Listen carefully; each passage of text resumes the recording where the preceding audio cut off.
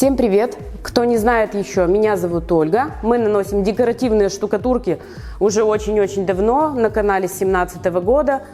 Я даже удивляюсь, откуда у нас столько видео, сколько можно вообще вариантов наносить. Вот у нас уже, по-моему, к 300 видео количественно приближается. Откуда столько вариантов? Ну, какие-то у нас, может, повторяются. В общем, мы сегодня будем имитировать Луну. Попробуем. Мы хотя бы попробуем. Вот на таком вот образце, на небольшом, потому что мы это делаем для торгового зала. И этот образец будет стоять у нас в строительном центре «Гвоздь», отдел 108 у нас, если кто к нам желает приехать и посмотреть это вживую.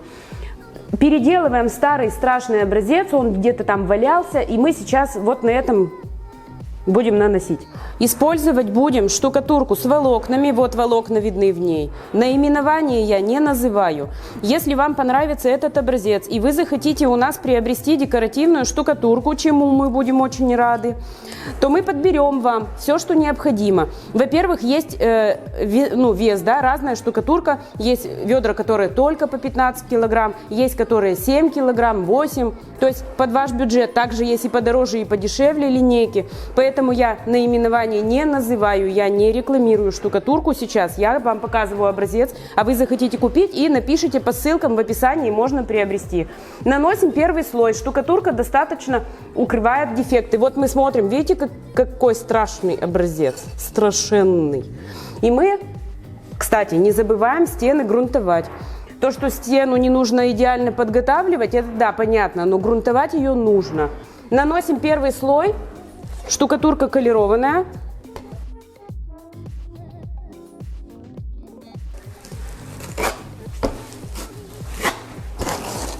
Ну, тем самым немного подровняем поверхность и получим однородный фон.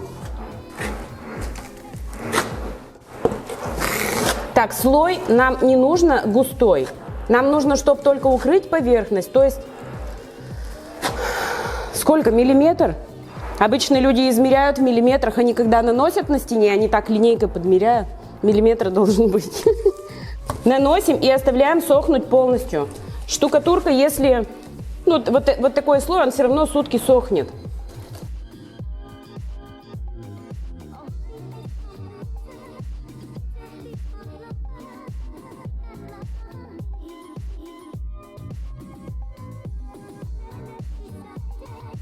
Все, оставляем сохнуть и продолжим. Кстати, штукатурка у нас такого серого красивого цвета, мышиного. Мышиный цвет, ну красивый, вот такой. Оставляем сохнуть и вернемся. У нас высох первый слой, и мы сейчас будем формировать кратеры. Таким вот образом. Я возьму ту же самую штукатурку, в тот же самый цвет колерованную, нанесу несколько участков вот так, ну погуще нанесу, побольше, поменьше, то есть участки размерами можно делать. Кратеры разного размера, мы сделаем их 3, допустим. Штукатурка должна быть использована, здесь маленький сделаем, давайте, использована та, которая держит слои. Опять же говорю, повторяюсь, что у нас можно ее заказать. Мы для вас подберем, если вам понравился этот образец. Вот такие шлепки прямо. Что, 5 штук, что ли? Опять как-то несуразно. Давайте здесь маленький возьмем. И здесь маленький. Так, теперь возьмем мастихин. И с помощью мастихина такие кругляшочки нужно вот так, здесь растягивая в сторону.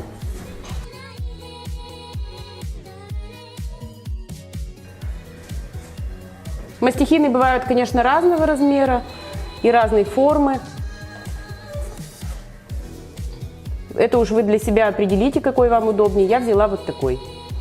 А еще бывает, вот, допустим, такая форма. Давайте ей попробую, может, ей удобней. Да, мне ей удобней. То есть мы вот эти кратеры формируем с помощью мастихина. Может быть, немножечко где-то и кривовато, ничего страшного. И даже вот такие вот тоже подойдут. Ну, то есть вот так. Не обязательно выглаживать. Также нужно что здесь учесть? Очень-очень крупно не нужно. То есть вот прям такой вот не надо делать кратер, она будет стекать. Либо если хотите очень крупно вот эти верхние части сделать, то нужно, значит, в несколько раз, что ли, в несколько слоев.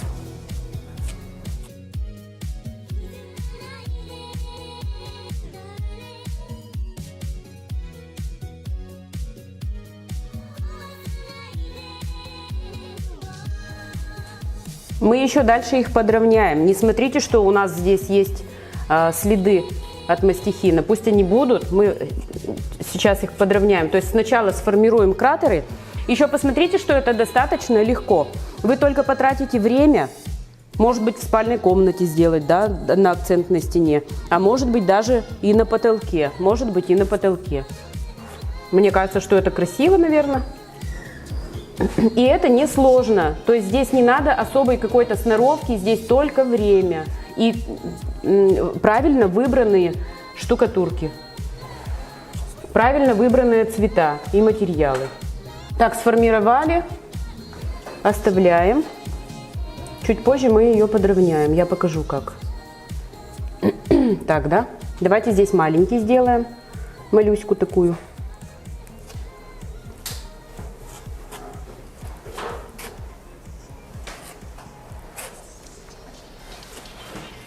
Излишки можно убирать на шпатель. Ну вот у меня шпатель в руках, я убираю излишки.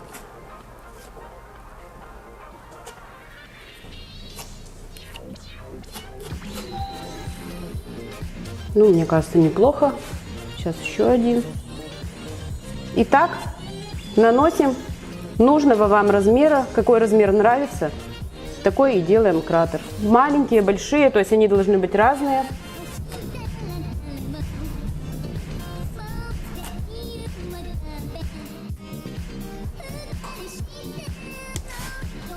Оставляем. Продолжаем следующий.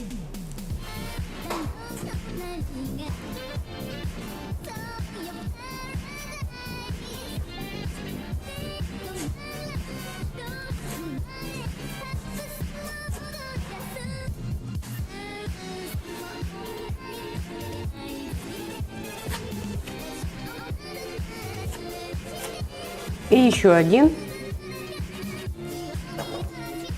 Так, момент. Если вы наносите это на стене, на большой, да, не нужно вот эти шлепки, штукатурки, делать сразу на всю стену. Она у вас высохнет, не успеете. Сделайте для себя 2-3, сформировали кратер, дальше еще 2-3 сделали. То есть постепенно, не надо торопиться и наносить сразу на всю площадь. Теперь нам нужна влажная кисть. И вот эти вот как раз неровности все можно с помощью кисти растушевать.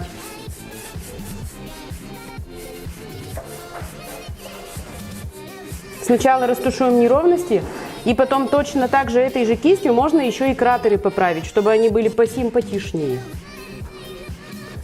Необходимые кисти у нас тоже в продаже есть, то есть вы тоже можете укомплектоваться у нас. Еще раз хочу напомнить, что я думаю, что у нас пока сервис такой у одних. То есть, приобретая декоративные штукатурки, вы получаете не просто товар по выгодной стоимости, но еще и сопровождение в нанесении как для обычных людей, так и для начинающих, например, мастеров. Если вы работаете с декоративными штукатурками, мы приглашаем вас к сотрудничеству. По ссылкам в описании есть контакты, куда можно написать и сказать: здравствуйте, я мастер с такого-то города, или я хочу расширить, ну я маляр, я хочу расширить сферу деятельности. Мы приглашаем. На данный момент, кстати, бывает часто, что люди спрашивают: а если у вас мастера, можете ли вы кого-то порекомендовать в нашем городе? Да, сейчас уже, да, с кем мы, ну, в которых мы сотрудничаем с мастерами, то есть это, например, Майкоп. Так, у нас завязались отношения с Кировым и с Ярославлем, то есть с человеком общаешься, переписываешься, созваниваешься и прямо слышишь, что человек абсолютно адекватный, то есть можно с ним сотрудничать. То есть у нас есть мастера, и они нарастают, то есть их становится больше и больше. И, возможно, скоро, покупая у нас штукатурку, вы еще и мастера в комплекте получите. Ну, то есть в каких-то городах. Это для обычных людей, я имею в виду.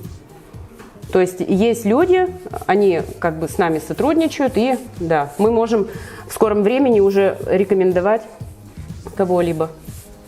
Так, сейчас я пока болтаю, опять у меня все высохнет. Что за человек? Рот не закрывается. Вообще рот не закрывается. Что такое? Сама удивляюсь.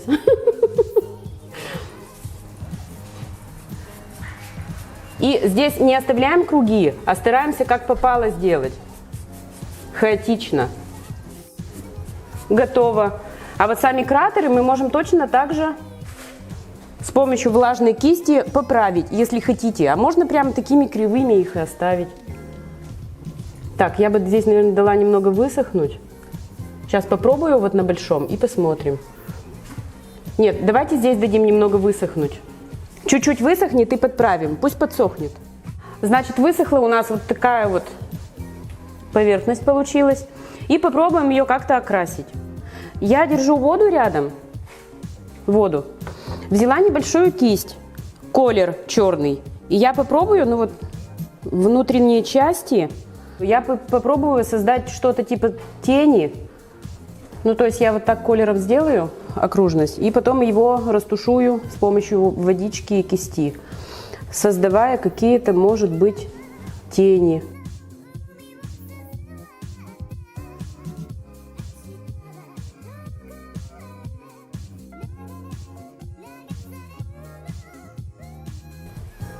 И вот так вот и оставим. Теперь я возьму кисть пошире. Вот такую кисть побольше. Как-то растушевать, что ли. Ну, то есть вот этот колер. Я даже, наверное, думаю, что с помощью губки еще придется поработать. Так, много колера.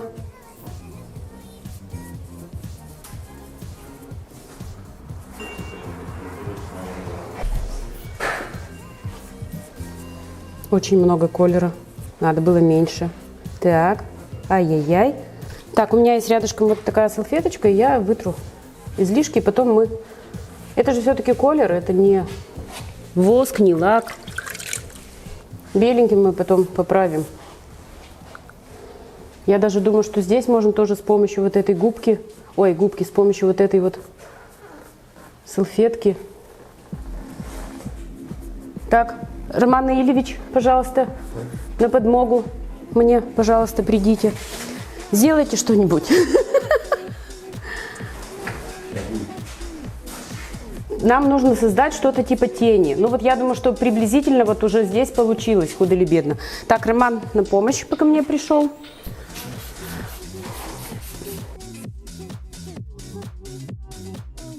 Так, набрызгал водой. Зачем? Зачем? Да. Чтобы добавить натуральности.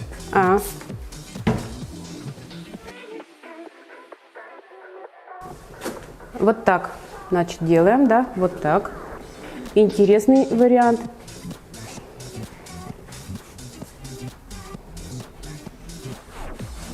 Так, мы вот это должны полностью убрать или немного оставить можно?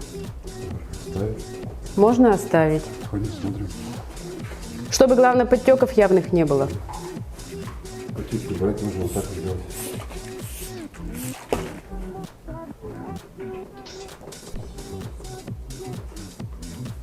Так, а вот эту внутреннюю часть убрать, черную?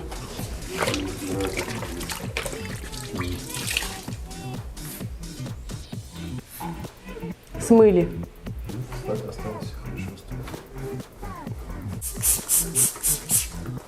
Чуть-чуть подколеровано. Вода.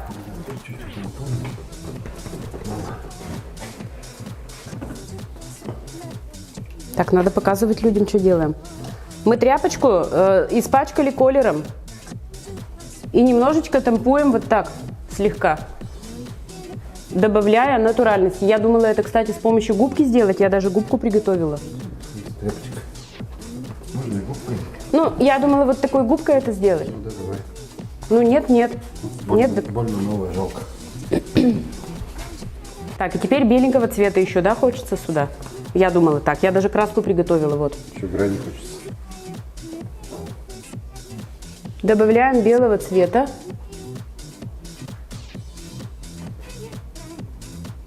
Белой краской.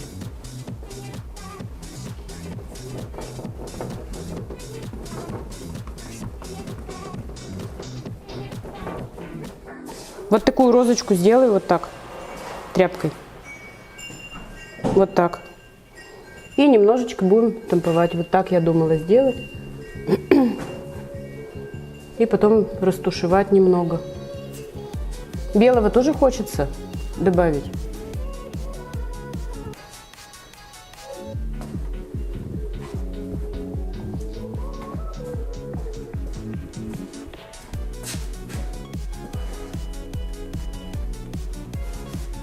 И немножко здесь растушую вот так, создавая такой как полутон. Можно это губочкой делать, а можно вот так тряпочкой, да. Ну, как бы на больших объемах-то, конечно, уж лучше губка.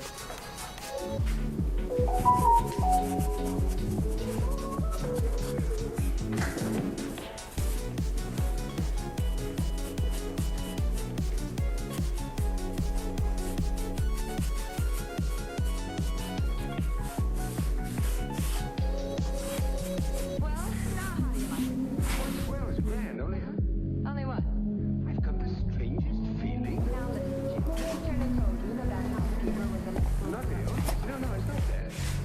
Я не знаю, смотрится ли это натурально или красиво, или кому некрасиво, но в любом случае вы напишите свой отзыв в комментариях, может быть, поставите лайк, подпишитесь на наш канал, может быть, кому-то это понравится. После того, как все это высохнет, то есть все вот эти колера, нужно просто покрыть лаком. Все. Лаком покрыть обязательно, потому что мы использовали здесь колер. Ну, то есть не краску, не лак, не что-то, а колер. И колер этот может смываться. Покрываем лаком, оставляем сохнуть и готовая поверхность. Но мне кажется, симпатично. А вы как считаете?